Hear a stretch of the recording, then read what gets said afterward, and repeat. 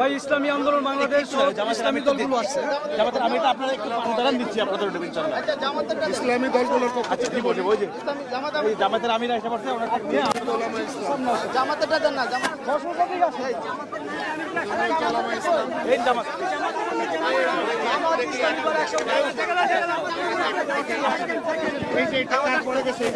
করুক করুক করুক কিছু হবে না করুক। চারটা পড়ে গেল, চারটা পড়েই গেছে। আপনি একটু ফেলেন,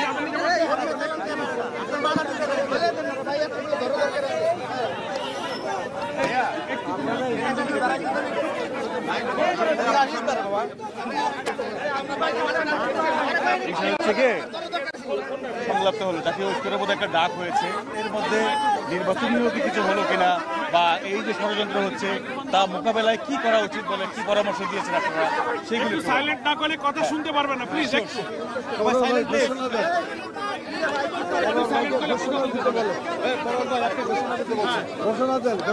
প্রিয় সাংবাদিক বন্ধুগণ, আসসালামু আলাইকুম।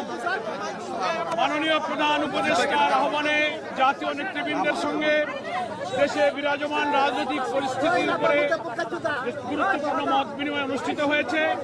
অত্যন্ত সুন্দর সফলভাবে মত বিনিময়ের শেষে এখন সাংবাদিক বন্ধুদের সামনে, গণমাধ্যমের সামনে সংক্ষিপ্তভাবে আপনাদের সামনে ব্রিফ করছেন বাংলাদেশ জামাত ইসলামীর সম্মানিত আমির ডক্টর শফিকুর রহমান। মেহরবানি করে আপনারা একটু নীরব থাকবেন, ব্রিফিংটা যাতে সুন্দর পরিবেশে হতে পারে। এখন সাংবাদিক বন্ধুদের সামনে আজকের মত বিনিময় সভার উপরে ব্রিফ করছেন বাংলাদেশ জামাত ইসলামীর সম্মানিত আমির ডক্টর শফিকুর রহমান। আসসালামু আলাইকুম ওয়া রাহমাতুল্লাহ। আপনাদের সবাইকে আজকের এই ব্রিফিংকে স্বাগত জানিয়ে আমি সংক্ষেপে দুটি কথা বলতে চাই।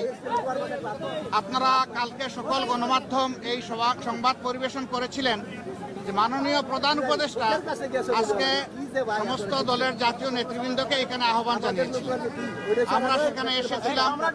দল মত আমাদের ভিন্ন, আদর্শ আমাদের ভিন্ন, পথ আমাদের পথটা হচ্ছে বাংলাদেশকে রক্ষা করতে হবে। এই সব উঠে উঠে দেশ আমাদের সবার, শুধু রাজনৈতিক দল না, আমাদের সকলের জনগণের একটা বিশেষ অংশ আপনারাও, এবং আপনাদের ভূমিকাও কিন্তু গত আন্দোলনে কারো কারো না থাকতে পারে কিন্তু নির্বিশেষে অনেক সহায়ক ছিল।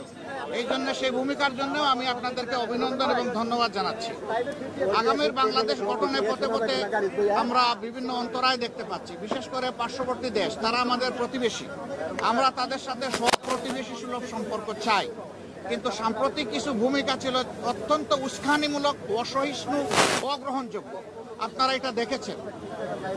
মিথ্যা তথ্যের উপর নির্ভর করে বাংলাদেশকে কলুষিত করার জন্য, এই সরকার এবং জনগণকে ব্যর্থ করার জন্য তারা দুনিয়ার বিভিন্ন জায়গায় অপপ্রয়াস চালাচ্ছেন এবং অপপ্রচার চালাচ্ছেন। আমরা এগুলার নিন্দা জানিয়েছি সকলে সম্মিলিতভাবে। আমরা একটা জায়গায় সবাই আমরা একমত হয়েছি যে আমাদের স্বাধীনতা সার্বভৌমত্বের ব্যাপারে কোনো ছাড় নয়। এখানে আমরা সিমেন্টেড থাকবো, যেমন অতীতে ছিলাম, যেমন সম্প্রতি 5 আগস্টে এই 24 সালে আমরা ছিলাম, এটাই আমাদের অব্যাহত থাকবে। এখানে পরামর্শ এসেছে রাজনৈতিক শীর্ষ নেতৃবৃন্দের সাথে, যেমন মত বিনিময় হয়েছে, ছাত্র সংগঠনগুলোর সাথে হবে, বিভিন্ন ধর্মীয় সম্প্রদায়ের সাথে হবে, আপনাদের সাথে হবে। আমরা সেই প্রস্তাব রেখে এসেছি এবং আমরা আশা করছি আপনাদের সাথেও মত বিনিময় হবে। এই সমস্ত অংশীজনদের সাথে মত বিনিময়ের পরে একটা জাতীয় ঘোষণা আসবে সরকারের পক্ষ থেকে। আমরা সেই ঘোষণার অপেক্ষায় থাকব এবং এই ক্ষেত্রে আমাদের যার যা প্রয়োজনীয় পরামর্শ আমরা সেটা দিয়ে সরকারকে সহযোগিতা করব। আরেকটি বিষয় আমরা অত্যন্ত ক্লিয়ারলি আমরা জানিয়ে দিয়েছি, এক্সট্রিমিজম বা চরমপন্থা যে দিক থেকেই আসুক আমরা তাকে ঘৃণা করি। এটাকে আমরা কোনো অবস্থায় প্রশ্রয় দিব না এবং মেনে নেব না। এটা যে রূপ নিয়েই আসুক, সকল রূপের আমরা চরমপন্থাকে আমরা ঘৃণা করব এবং প্রশ্রয় আমরা দিব না কেউ। এই ব্যাপারে আমরা সকলে একমত হয়েছি। আরও অনেকগুলা বিষয়ে কথা হয়েছে। আমাদের দেশের ভাবমূর্তি নষ্ট যারা করছে তাদেরকে বুঝানো যে তোমরা আমাদের প্রতিবেশী, আমরা যদি ভালো থাকি তোমরাও ভালো থাকবা, আমরা ভালো না থাকলে তোমরা ভালো থাকবা কেমনে। এই বিষয়গুলো তো আসবে, অবভিয়াসলি আসবে।